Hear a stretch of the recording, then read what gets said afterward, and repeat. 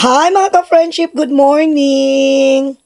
Agay, dali lang kaya ginaayos ko ang aking tripods. For today's video mga ka-friendship ay magluto taog lauoy mga ka-friendship. Ayan ang ating mga ingredients for today. Malunggay, kalabasa at talong and alugbati. At ang pambansang sudan sa taga-bukid mga ka-friendship. Sardinas, of course. So, let's get going na mga ka-friendship. Di na ta magisa-gisaan ni ato raning pabukalan ang tubig. Ipanglunog ang mga sangkap mga ka-friendship. Ayan. Sakit kaya akong tagihawat mga ka-friendship po. Why oh why? Lagi pang nasa sagi. Hindi na pa ako maggamit ng kalha, mga ka-friendship. Ayan. Magluto tayo ng dito natin lutoon ang atong lauoy. Mabutang na tubig. Mga sibuyas, kamatis. Ayan, mga ka-friendship. At pabukala nato ni siya mga ka-friendship para makasudan ta karong paniod to mga ka-friendship. Ako nagikuyo ko ng aking kamera. Samok ba ni? Ay. Ayan, dito ko kaya ala kayo ibutang lang. Ganyan. Never mind the background mga ka-friendship ha. Kay problema may dili ginindo ta mong balay. Ayan mga ka-friendship. Ano yung asin? Ang asin, nguha ko itong asin sa kabilang bahay. Ko alam kung saan asin ko kagabi. Bit ko yung kagabi. Dito lang. Dito lang kagabi. Dito ko sa kabila. Wala na asin di ang kabilang burner. Kailangan pa ng sindihan mo siya. Okay ba? Nakikita niyo ba kung mga ka-friendship? Okay lang. Parang malayo kayo eh. Karon hagbok na itong kamera. Yan.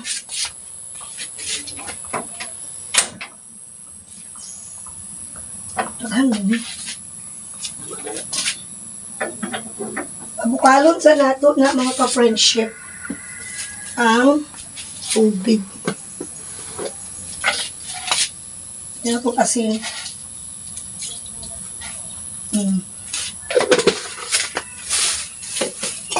wala sa tag mubukal ka friendship ay ako rin ilunodaan ang sabi sardinas ang pabansang ulam sa bukid mga ka-friendships. Kung ilunodaan ang sardinas ayan Sho! Samok ba naman ka? Ihawon pa mo ron.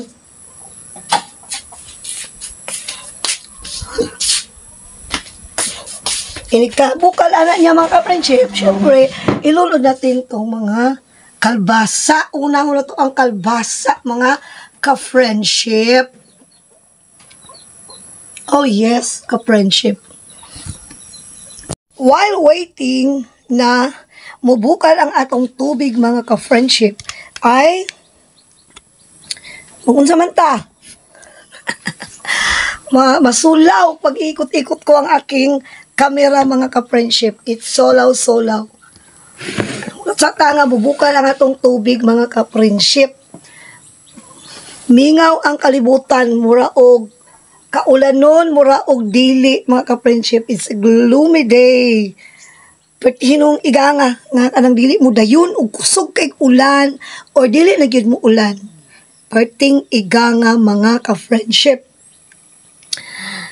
Summer man good pero gaulan-ulan pod na ano na wala na sa hulog ang weather station natin mga ka-friendship.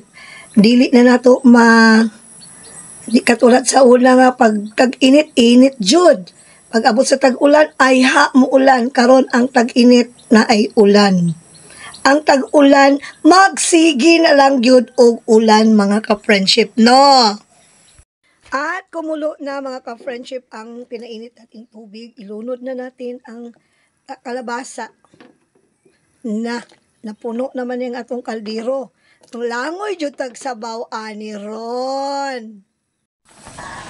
Ilunod na nato ang alugbati. Pataw-tawra na to gamay. Kaya na to ilunod ang kamunggay. Ayan. Luto na dayon. Solve na dayon ang tiga-voket, mga ka-friendship.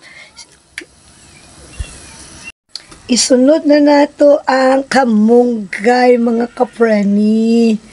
Ayan. Luto na ang atong law. Uy, dugay-dugay karon. Dugay-dugay karon sa mga unya. Dugay-dugay di ay.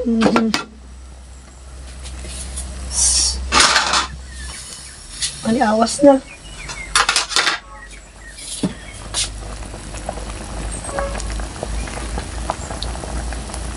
Gamayng bukaw-bukaw na lang ni maluto na ang atong lauoy. Next day, the next day. Good morning mga ka-friendship.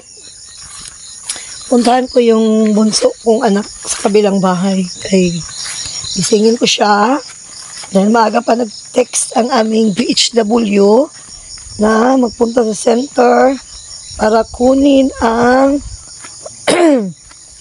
pinamimigay nilang mga kulambo. May bago namang kulambo ang ibibigay ng gobyerno, mga ka-friendship. Aga pa nag-chat ang BHW namin. Uy, madulas naman ang daan. Ano kung magsakay sa motor? Rods? Be? Jan Rods? Jan Rods? Be?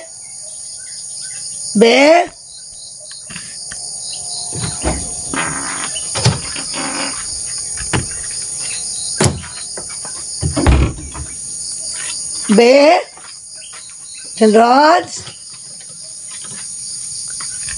Uy, paano yan?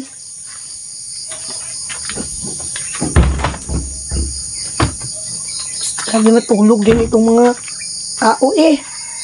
Jan Rods! Jan Rods! Samahan mo ako doon sa center, be. Kuha tayo ng kulambo natin. Si tatay kasi nagpabayan. Kaya wala akong masakyan. Ngayon, nag-chat ang BHW nga puntahan daw siya ngayon doon.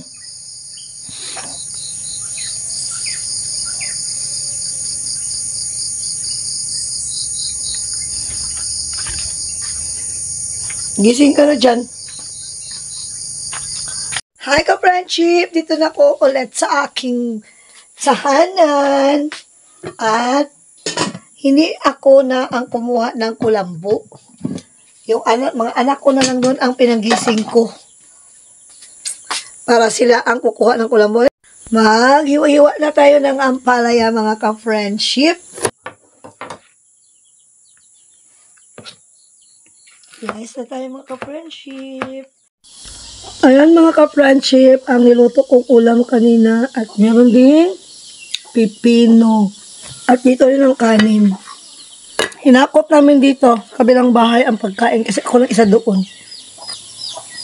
Dito kami mag-aalmusal. Papak ako ng pipino. Nag-iinit. Mga una pa mga ka-friendship. Almusal. Bakit na ako sa bahay namin mga ka-friendship. Tapos kami kumain doon sa kabilang bahay. Ganyan ang gawain ko mga ka-friendship ay yung anak ko sa kabilang bahay, teacher, yun siya sa elementary. So pareho kaming walang pasok mga ka-friendship. Kaya ganyan ang gawain dito ng galuto, hakot doon, kuminsan sila ang gapunta dito. Yan na lang ang gawain namin ngayong bakasyon. At yung isang anak ko, doon sa kabilang mga munisipyo, ay pauwi yon before mag-election. Meron siyang 2 anak din, mga ka-friendship. Pahinga-hinga lang ako konti Kasi, maliligo ako mamaya konti. Bakasyon eh, yan ang, baktas ba doon sa kabilang bahay, uwi dito, na ganyan lang ang gawain. Kasi wala namang trabaho. Pero pumupunta pa rin ako doon sa Candy Care Center, mangwalis-walis, magpagpagpag ng mga alikabok sa bintana, mga gamit doon. Kahit kasi walang pasok, may incentive kami. Kaya gawin din natin ang ating part, di ba mga ka-friendship? So, sobrang init na naman mga ka-friendship. Tapos may hapon, uulan na naman. Ako ba? Malatandaan ko talaga yan. Pag humuni ang gukgok, uulan talaga yan mga ka-friendship. Ayan. May tumatawag. O, tingnan mo mga ka-friendship. Galing naman ako sa kabilang bahay. Tumawag yung aking anak. Yung gamot ng anak niya. Kasi dinala niya doon sa taga-alaga. Kasi maganda kasi doon sa taga-alaga ng bata. Natutulog siya doon ng maraming bisis.